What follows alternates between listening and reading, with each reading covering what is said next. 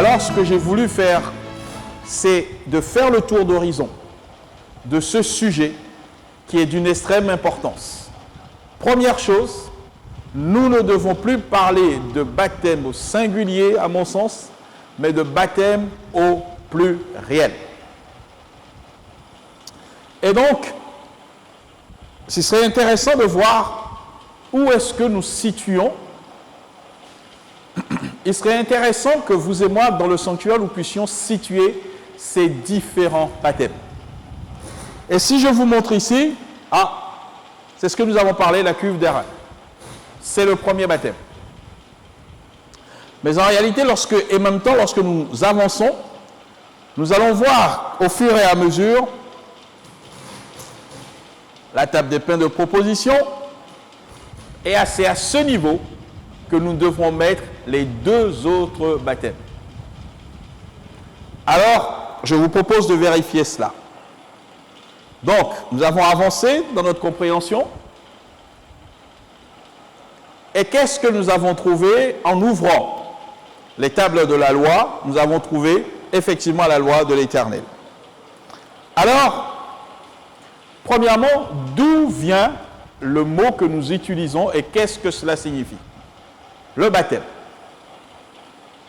Alors, première chose, ce mot français est dérivé d'un mot grec baptizen, qui signifie plonger dans un liquide. Autrement dit, immerger. Baptiser, c'est immerger. Il n'y a pas de baptême sans immersion. Donc, il nous faut d'abord, vous et moi, mettre cela dans notre esprit. Parler de baptême par aspersion n'a pas de sens. Comme si on disait l'eau sec. Comment vous allez faire?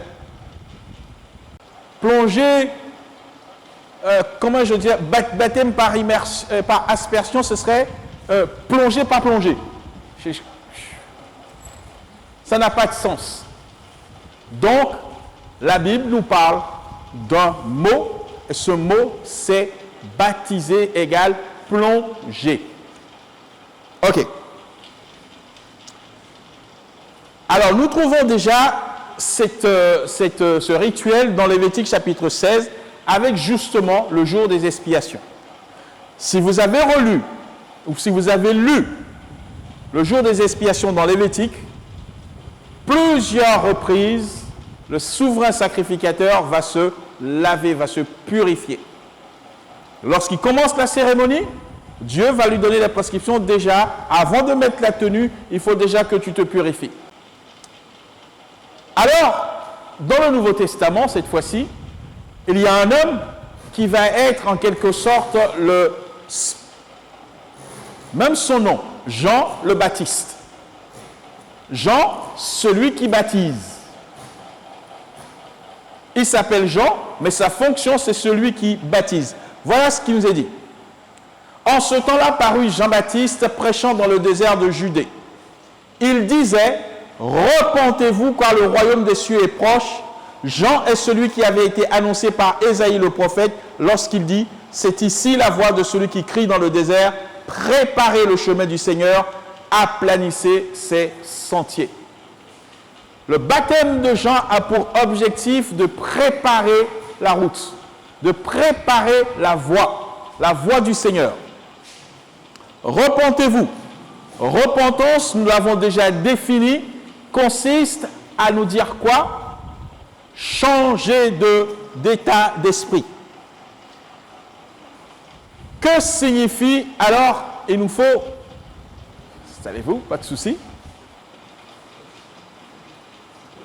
Repentez-vous, c'est changer d'état d'esprit. Se repentir, c'est changer de direction. Je prends un exemple.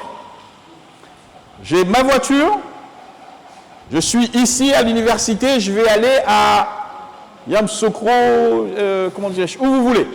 D'accord?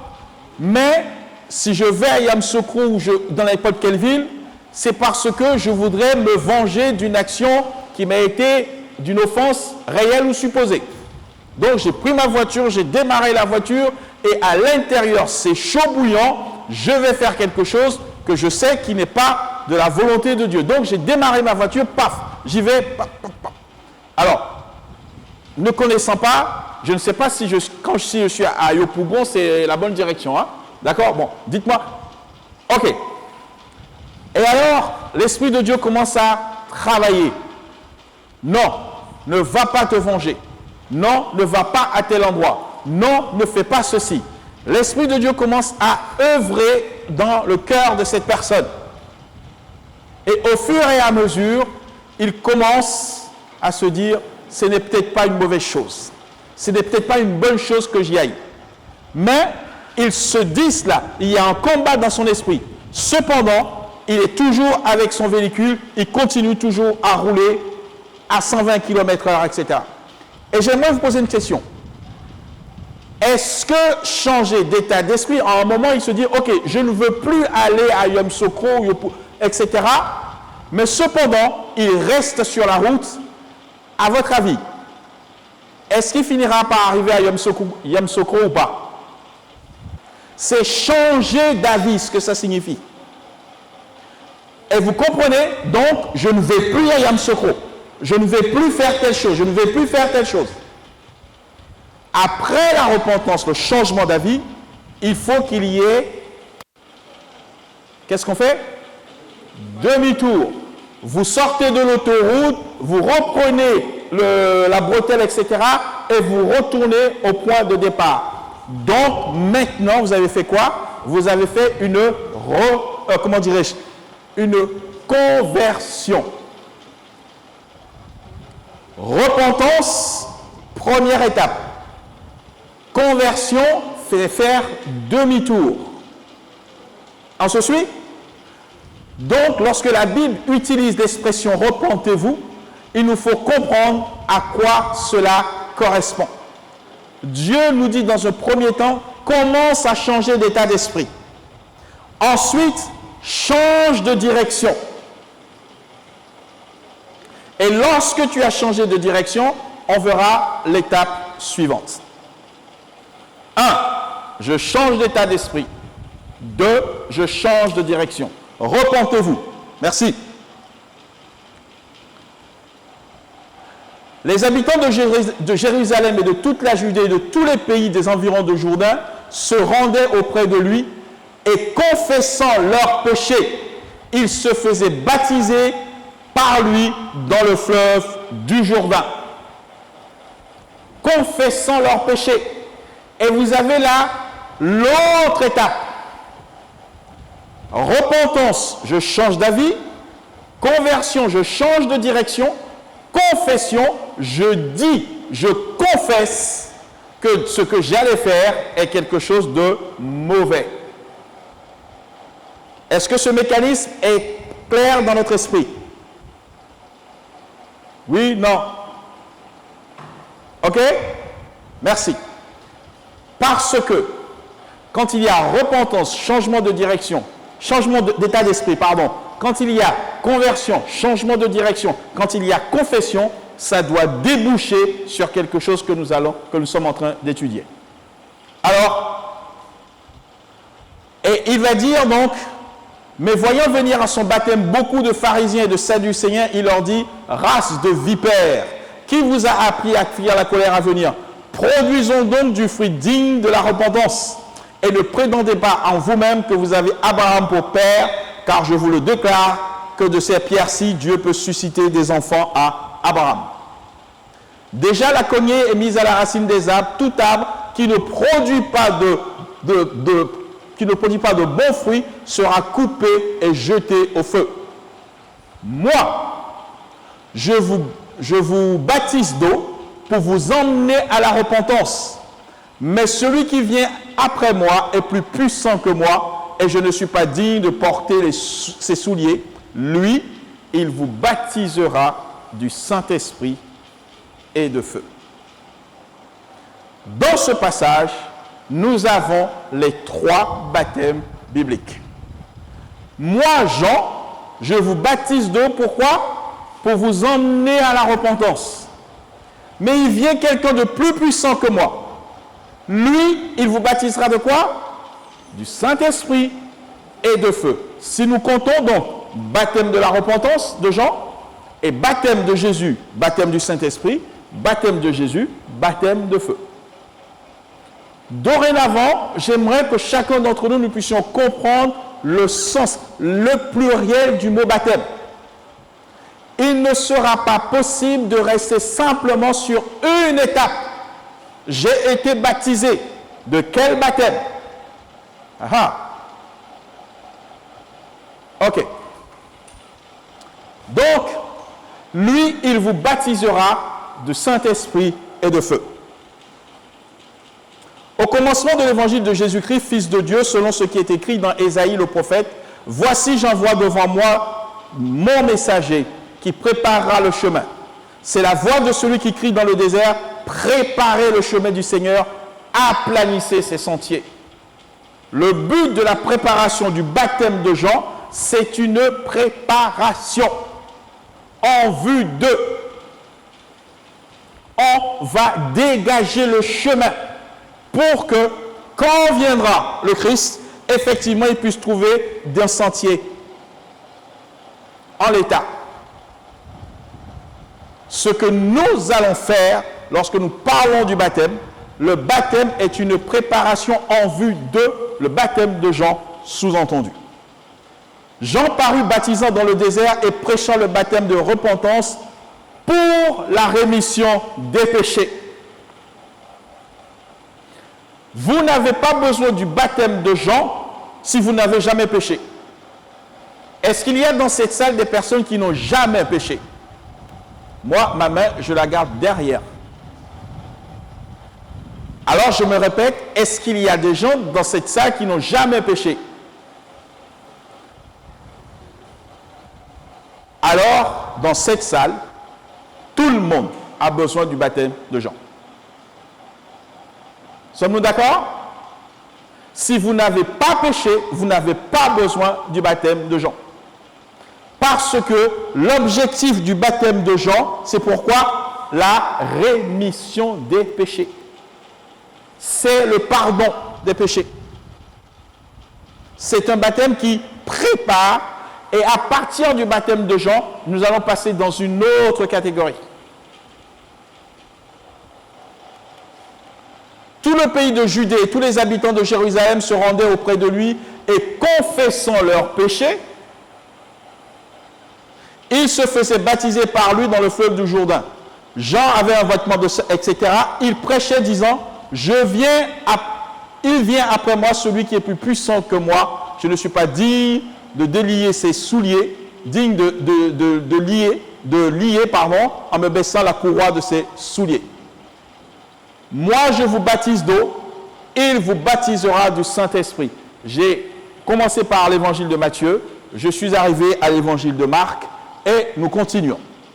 Selon ce qui est écrit dans le livre d'Ésaïe, le prophète, c'est la voix de celui qui crie dans le désert, préparez le chemin du Seigneur, aplanissez ses sentiers. Alors, toute vallée sera comblée, toute montagne et toute colline seront abaissées.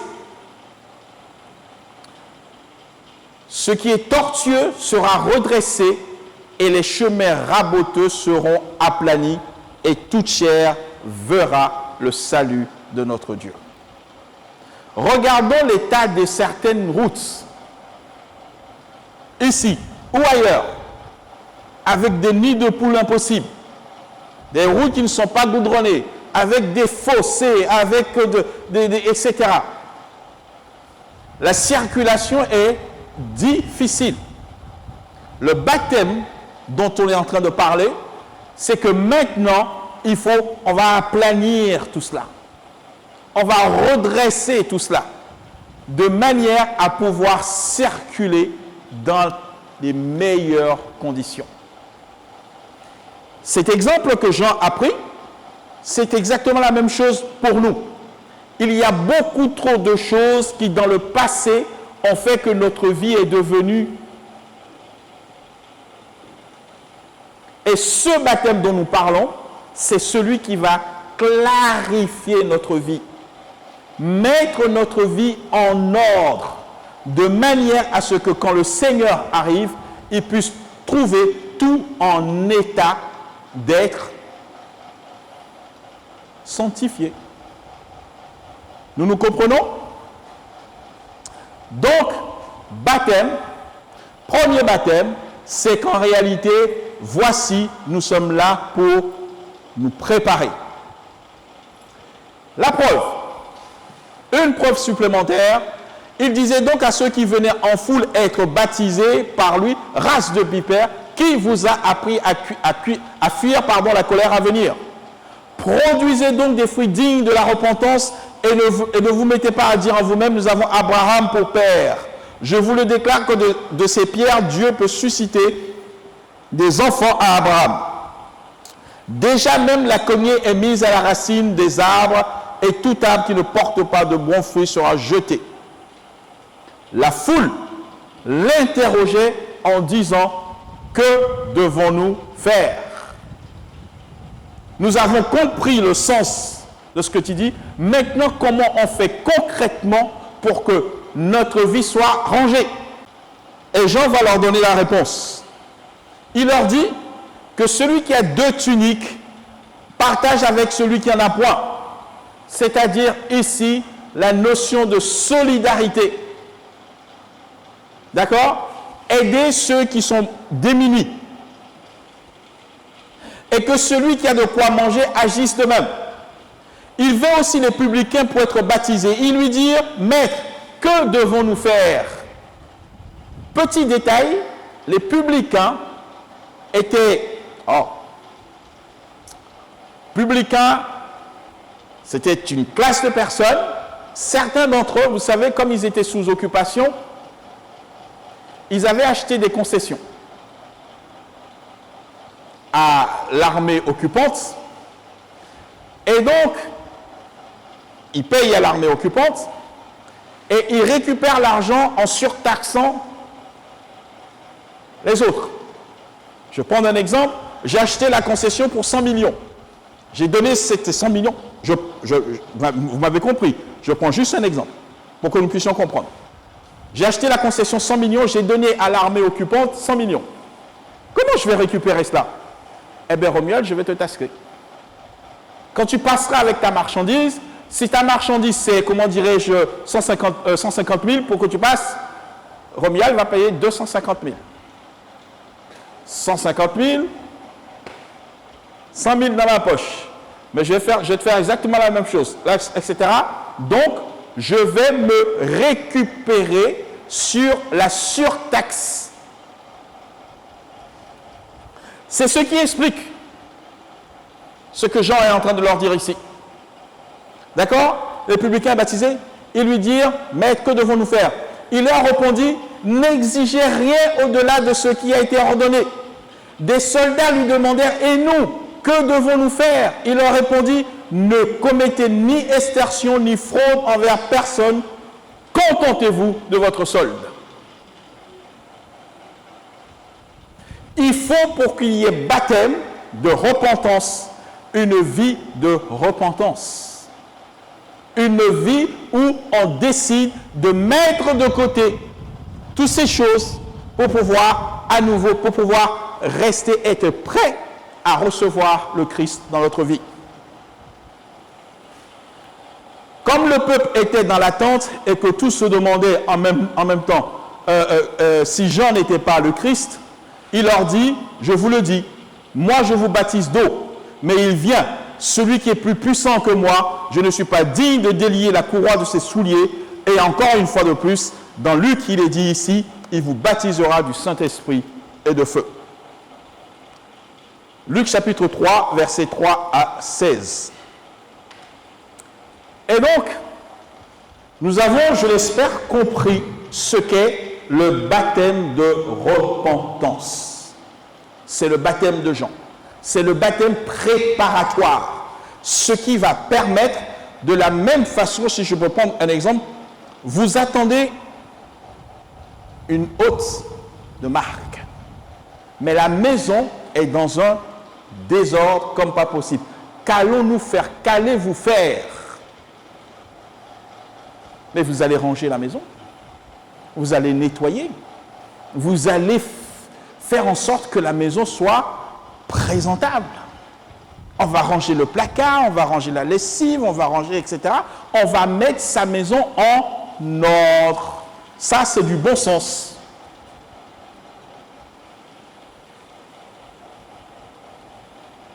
Vous tous ici qui avez fréquenté, imaginez-nous que ce soit la première fois que votre fiancé va rentrer dans votre maison. Est-ce que vous me suivez? Non. J'ai l'impression que je parle de quelque chose là qui n'a jamais été vérifié. Vous voyez ce que je veux dire ou pas? J'aimerais savoir, est-ce que... Alors, je vais tourner la chose autrement. Nous tous garçons ici, la première fois qu'elle va venir dans votre maison, la première fois, vous avez parlé, vous avez envoyé des SMS, etc., etc. Enfin, elle décide d'accepter votre rendez-vous. Dans quel état vous avez laissé votre chambre, mes amis? Vous l'avez rangée ou vous avez mis la pagaille? Hein? Nickel, mon ami, nickel. On a ciré. Aïe! Vous imaginez ce que les conséquences, la première fois qu'elle va rentrer dans votre... Imaginez-vous qu'elle voit chaussettes ici, machin, etc. là, mais vous êtes cuit. Vous êtes cuit. Hein? Moi, aller fréquenter, me marier avec un cochon pareil, jamais de la vie. Tous les efforts que vous avez faits avant, vous pouvez les jeter à la poubelle. Ce jour-là, ou la veille, vous avez regardé placard, machin, tout ça là. Oh! Jamais le monsieur n'a jamais été aussi propre de sa vie. Mais le problème, mes amis, si elle a vu cette maison dans cet état-là, au bout du 10e rendez-vous, comment ça se passe? Vous avez déjà eu ce que vous voulez et vous revenez, essayez. Alors, la maison, l'état dans lequel elle a vu la maison, c'est un engagement pour que la maison soit toujours dans cet état-là quand elle aura dit oui. Vous me suivez? Parce que sinon, c'est de la survente, c'est du mensonge. Vous avez paru plus propre que vous l'étiez en réalité. Mais c'est ça le problème. On a paru plus propre en réalité qu'on était. Et c'est là qu'on découvre le visage, le vrai visage de chacun. Et les opinions, baptême égale préparation. On met le baptême de Jean, c'est pour nous préparer. Pour nous préparer à quoi? Eh bien, lisons maintenant. Donc, premier temps, préparation. Et moi, je prierai le Père et il vous donnera un autre consolateur afin qu'il demeure éternellement avec vous. Esprit de vérité que le monde ne peut recevoir parce qu'il ne le voit point et ne le connaît point. Mais vous le connaissez car il demeure avec vous, il sera en vous. Mais le consolateur, verset 26, mais le consolateur Esprit Saint que le Père enverra en mon nom, vous enseignera toutes choses et vous rappellera tout ce que je vous ai dit. Il est là le rendez-vous. Le baptême de préparation, c'est pour cela. Pourquoi je veux me confesser? Pourquoi est-ce que c'est nécessaire que je change d'état d'esprit? Pourquoi est-ce que je vais changer de direction? Parce que je veux me préparer pour ce baptême. Lorsque le Saint-Esprit vient, enfin pour qu'il fasse quoi? M'enseigner, me conduire dans toute la vérité et être en moi. Dieu ne peut pas rentrer, mes amis, dans une maison sale. Avant, accepte de faire le ménage. Et ce ménage dont nous parlons, c'est un certain nombre d'actions, de pensées, de paroles. Laisse l'Esprit de Dieu faire ce chemin. Je me prépare Vous avez remarqué ici, j'ai peut-être pas le temps. Vous le connaissez, il demeure avec vous, mais il sera en vous. Je vais avancer, mais regardez. Si aujourd'hui, tu entends une voix qui te dit, mon enfant, mon fils, ma fille, tu dois mettre de l'ordre dans ta vie, ça c'est la voix de l'Esprit Saint qui est en train de parler à chacun d'entre nous. Mais il est à l'extérieur et il frappe, et il frappe, et il veut pouvoir rentrer. Mais tant que tu n'as pas dit oui, il ne peut pas rentrer. Il restera dehors, mais il continuera à frapper. Quand sera venu le Consolateur, je vous l'enverrai de la part du Père, Esprit de vérité qui vient du Père, il rendra témoignage de moi. Et vous aussi, vous rendrez témoignage de moi parce que vous êtes avec moi dès le commencement. Nous ne pouvons pas, merci, nous ne pouvons pas être des témoins du Christ si nous n'avons pas l'Esprit du Christ en nous. Cependant, je vous dis la vérité, il vous est avantageux que je m'en aille, car si je ne m'en vais pas, le Consolateur ne viendra pas vers vous. Mais si je m'en vais, je vous l'enverrai. Quand le Consolateur sera venu, Esprit de vérité, il vous conduira dans toute la vérité, car il ne parlera pas de lui-même, mais il dira tout ce qu'il aura entendu et il vous annoncera les choses à venir. Mal aujourd'hui, aller dans telle direction ou aller dans telle direction. Quelle est la vraie doctrine? Quelle est la saine doctrine? Qu'est-ce qui est vrai? Qu'est-ce qui ne l'est pas? C'est parce que la plupart des personnes n'ont pas laissé l'Esprit de Dieu agir en eux. Mais il nous suffit simplement de lire les Saintes Écritures pour comprendre qu'il y a là beaucoup de faux prophètes. Et c'est dans l'étude de la parole de Dieu que nous allons voir la différence entre ceux qui se prétendent et ceux qui le sont réellement. Mais en tous les cas, une chose est certaine. Tous ces messieurs que vous entendez dire prophètes de l'Éternel sont de faux prophètes. De faux prophètes. Parce que Dieu ne choisit pas un prophète comme cela. Il y a toute une démarche, toute une dynamique pour que la personne puisse être désignée en tant que prophète de l'Éternel. Lisez la vie de Jérémie, Ésaïe, lisez leur parcours, Élie, etc., Élisée, etc., etc. Rien à voir avec ce que monsieur, etc. en train de... C'est un titre usurpé. Jésus répondit en vérité, je te le dis, si un homme ne naît d'eau et d'esprit, il ne peut rentrer dans le royaume de Dieu. Nous avons là maintenant l'association de ces deux.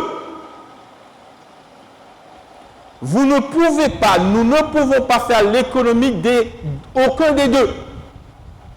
Ni du baptême de Jean, et encore moins du baptême de l'Esprit.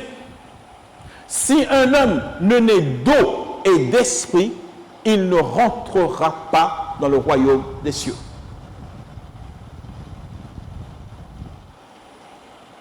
Celui qui est né de la chair est chair, et celui qui est né de l'esprit est esprit.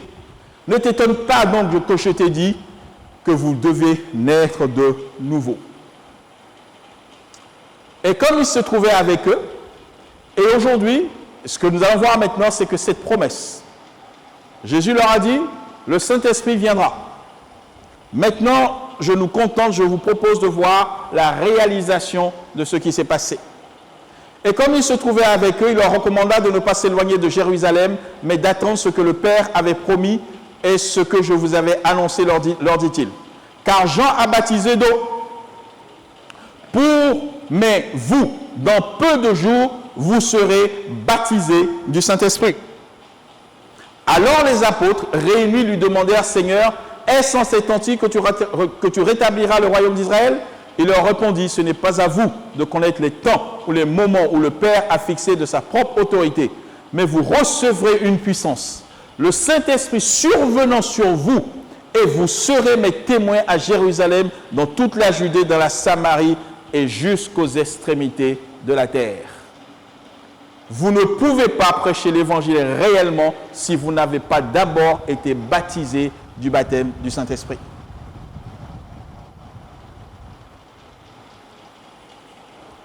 Et donc ça c'est la promesse. Lisons maintenant la réalisation. Le jour de la Pentecôte, ils étaient tous ensemble dans le même lieu. Tout d'un coup, il vint du ciel un bruit comme celui d'un vent impétueux.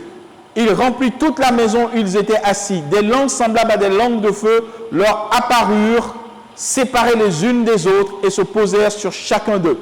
Et ils furent tous remplis du Saint-Esprit, et se mirent à parler en d'autres langues selon que l'Esprit leur donnait de s'exprimer. Or, il y avait en séjour à Jérusalem des Juifs, hommes pieux de toutes les nations qui sont sous le ciel. Voici donc la réalisation de cette promesse. La Pentecôte. Lorsque j'ai fait un résumé sur les différentes fêtes, je pense que j'en ai parlé. C'est au moment de ces fêtes-là que l'Esprit de Dieu va se manifester et va descendre sur son peuple. Il y a donc, et vous vous souvenez de cela, qu'ont fait les disciples? Avant cela, ils sont rentrés 10 jours plus tôt dans la chambre haute pour ce quoi? Pour se préparer. Il y avait des confessions à faire. Il y avait des mises au point à faire. Vous vous souvenez de cette affaire des enfants de Zébédée? La maman qui vient, qui dit « Je veux que mon fils soit à ta droite et mon autre fils soit à ta gauche. » Mais ça ne peut pas passer, ça. Vous vous rendez compte? Dans le groupe, il y en a un qui vient « Je plaide pour la gauche et pour la droite. » Ça crée des tensions, cette affaire-là. Ah, je suis certain que pendant les 10 jours, il a fallu qu'ils règlent ce problème-là. Donc, ils se sont préparés en vue de ce baptême et cela s'est réalisé. Vous ne verrez jamais le baptême de l'Esprit dans le péché. Ce n'est pas possible. Ni dans le désordre. Ce n'est pas possible.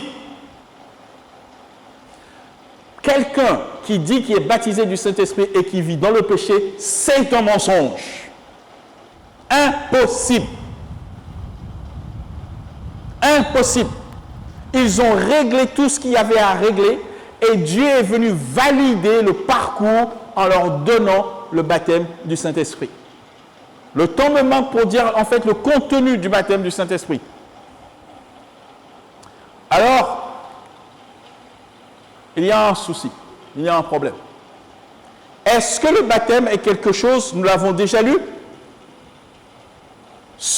Nous devons naître d'eau et d'esprit, sinon on ne rentre pas dans le royaume des cieux. Alors, on va vérifier. Regardez ce qui est dit dans Luc chapitre 7, verset 30. Mais les pharisiens et les docteurs de la loi, ne se faisant pas baptiser par lui, ont rendu nul à leur égard le dessein de Dieu. Et je tremble, mes amis. Et mon souhait, c'est que personne ici ne rend nul à son égard le dessein que Dieu a préparé pour nous. Quelle est cette promesse? Soyez sans crainte. Je pars, mais je reviens. Je vais vous préparer une place. Et lorsque je m'en serai allé, que je vous aurai préparé une place, je reviendrai et je vous prendrai avec moi, afin que là où je suis, vous y soyez aussi. En partant, Jésus a fait cette promesse qu'il reviendra et qu'il nous prendra avec lui pour l'éternité. Or, ces hommes qui étaient des docteurs de la loi, qui étaient des hauts dignitaires, ne trouvaient pas suffisamment classe de se faire baptiser par un monsieur qui n'a même pas la classe, il mangeait des sauterelles. Vous vous rendez compte un peu? Il s'habillait en poil de chameau. Non, quand même. Regarde mon rang quand même. Et le texte est en train de nous dire, les docteurs de la loi, les pharisiens, ont rendu nul à leur égard le dessein que Dieu avait pour eux.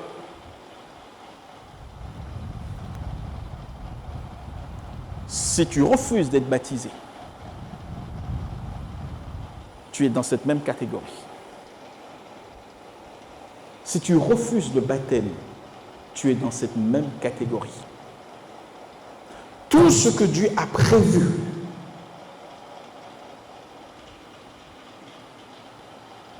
Le contrat est prêt. Il te reste juste à sa signature. Et tu prends la feuille et tu déchires. Ce n'est pas Dieu qui nous a perdus. C'est vous qui avez décidé de vous perdre.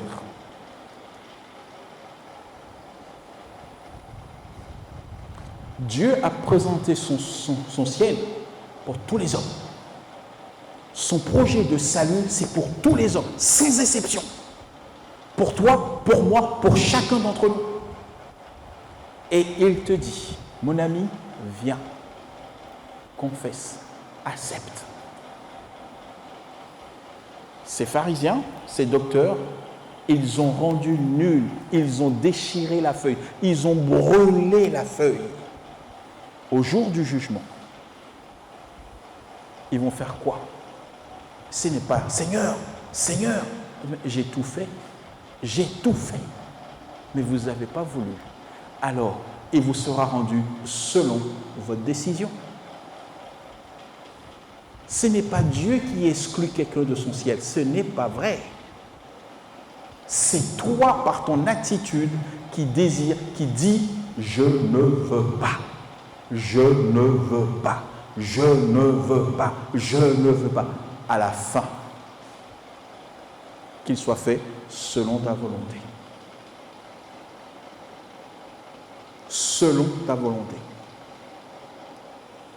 Et donc, ce sujet est d'une extrême importance. Mais quand, heureusement, tout le monde n'a pas suivi le chemin de ces docteurs de la loi et de ces pharisiens. Voici une bonne nouvelle. 1 Corinthiens chapitre 1 verset 17. Mais quand ils crurent à Philippe, qui leur annonçait la bonne nouvelle du royaume de Dieu et du nom de Jésus-Christ, hommes et femmes, ils se firent baptiser.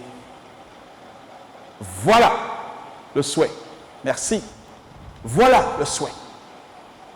Voilà le choix, voilà la bonne décision, celle qui vous sauve.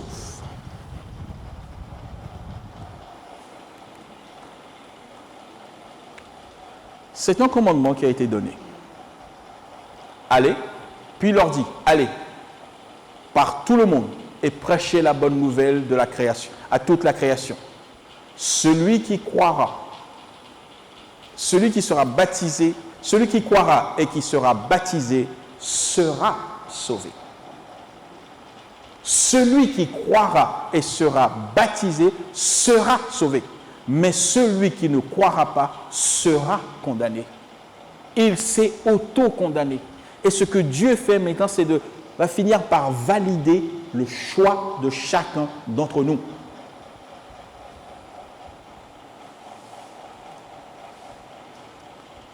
L'apôtre Pierre va dire dans 1 Pierre 3, cette eau du baptême n'est pas la purification des souillures du corps, mais l'engagement d'une bonne conscience envers Dieu, qui maintenant nous sauve, vous aussi, revient à chacun d'entre nous.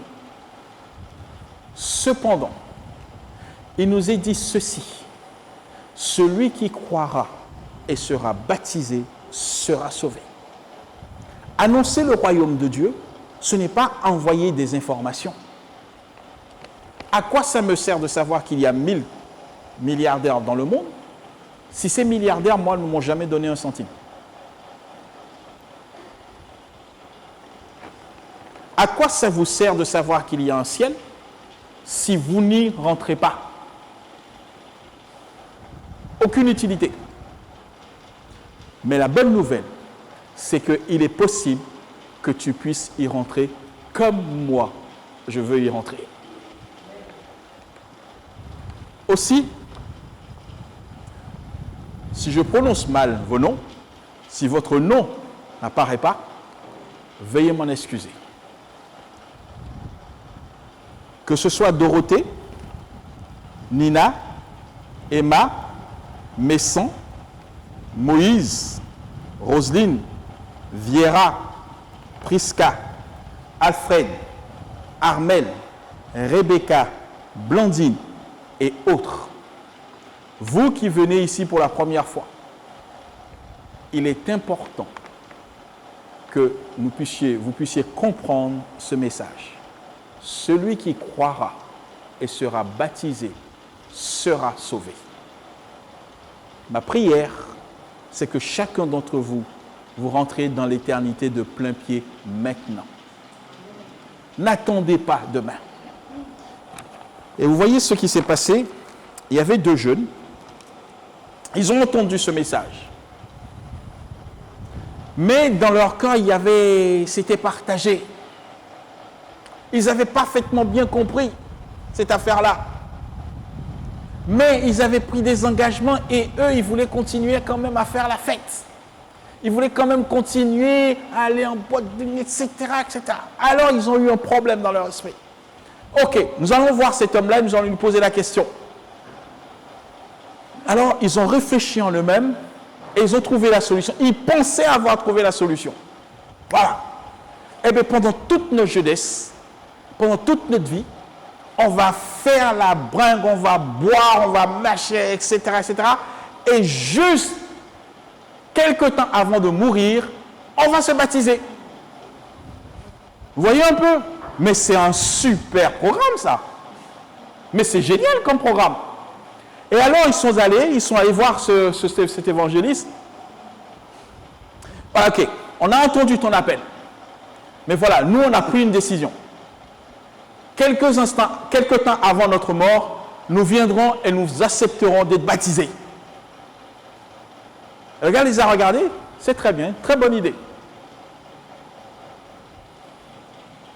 Ok, je suis d'accord.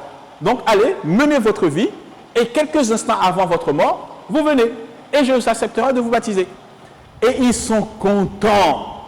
Ah, voilà un homme qui est compréhensible. Voilà un homme qui... Voilà, ça sent bon. Parfait. Et ils partaient tout joyeux. Et tout d'un coup, il y en a un qui se dit, mais en fait, il y a un souci. C'est quand le jour de notre mort? Et ils sont retournés. Mais, excusez-nous, est-ce que vous pouvez nous dire quand est-ce qu'on va mourir?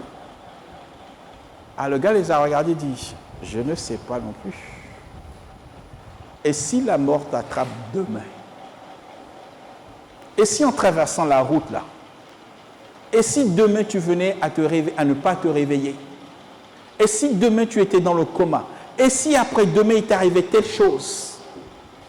Le salut est trop important pour qu'on joue à la roulette russe, mes amis. Quand vous lancez le dé, vous ne savez pas sur quoi ça va tomber. C'est aujourd'hui, si vous entendez sa voix, n'endurcissez pas votre cœur. C'est aujourd'hui que Dieu propose le salut. Et donc l'engagement pour le baptême, c'est pour maintenant, pas pour la semaine prochaine. Parce que d'ici la semaine prochaine, je ne sais pas où est-ce que moi-même je serai. Alors Dieu t'invite à accepter son salut aujourd'hui. Et j'aimerais vous demander, s'il y a des personnes qui acceptent ce salut, je vais vous demander de vous lever et nous allons prier ensemble. Y a-t-il des personnes ici qui acceptent ce salut que Dieu est venu proposer? Manifestez-le en levant les mains, en vous levant, s'il vous plaît.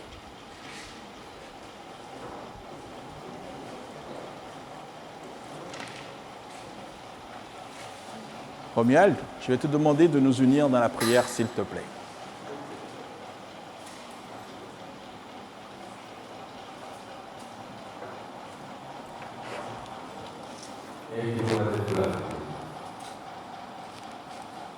Ô éternel, notre Père, notre Dieu, nous voulons te remercier d'avoir fait notre Père. Et aujourd'hui, Seigneur, nous voulons marcher avec toi. Nous voulons te suivre. Nous voulons faire ta volonté. Nous voulons faire ce qui est bien de notre esprit. Il y a des gens parmi nous qui sommes déjà baptisés d'eau. Mais Seigneur, nous avons besoin aujourd'hui, pas demain, que tu puisses nous baptiser de Saint-Christ. Il y en a partout, Éternel, qui ne sont pas encore baptisés d'eau. Éternel, tu laisses à chacun le libre choix. C'est un supplice, Seigneur. Toi qui parles au Père, accorde-nous la force de décider aujourd'hui. Parce que nous savons pas ce que demain pourra nous. Nous te remercions, Éternel des armées, pour ta parole et la vie. Parce que tu nous as nourris et tu continues de nous nourrir. Et l'objectif, c'est que nous soyons au ciel avec toi. Et nous savons qu'un jour, tu reviens. Que notre prière ce soit éternelle, c'est que tu puisses nous dire, bon, le fidèle serviteur entre dans la joie de ton maître. Et derrière, enseigne-nous à savoir compter nos jours et appliquer nos vies à la sagesse. S'il te plaît, éternel, guide-nous, dirige-nous, conduis-nous, assiste-nous. Merci pour ce sabbat que tu nous apportes. Puisse tes anges nous guider et nous diriger. Que la bénédiction nous accompagne aujourd'hui et partout. Au nom de Jésus-Christ. Amen.